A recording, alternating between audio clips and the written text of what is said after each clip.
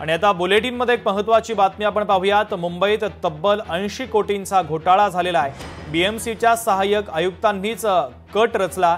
IPS अधिकाऱ्यासह अभिनेते आणि उद्योगपतींना 80 कोटींचा चुना लावण्यात आला। वांद्रेमधील एका उच्चभ्रू पुनर्विकास प्रकल्पाच्या नावाखाली हा सगळा घोटाळा झाल्याचा प्रकार समोर आलेला आहे।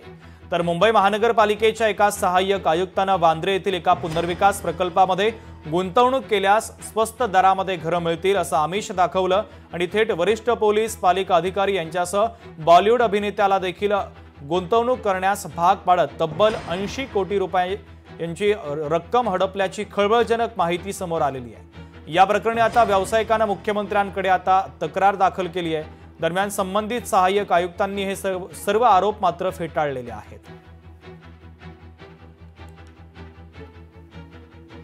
मुंबई महापालिकेमध्ये जवळपास 80 कोटीचा एक भ्रष्टाचार बाहेर आलेला आहे।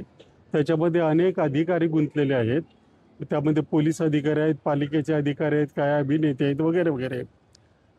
पहिली गोष्ट म्हणजे हा जो घोटाळा आहे तो तर एक मोठा प्रकार आहेच, परंतु ज्या पद्धतीनं यातील काही अधिकाऱ्यांनी आपल्या भ्रष्टाचारातून मिळालेला पैसा पुन्हा जास्त व्हावा म्हणून तो वाढावा यासाठी ज्या पद्धतीने ज्या स्कीममध्ये गुंतवणूक केली त्यावरून असं लक्षात येते की ह्या लोकांना पैशाचा प्रचंड मोह आहे।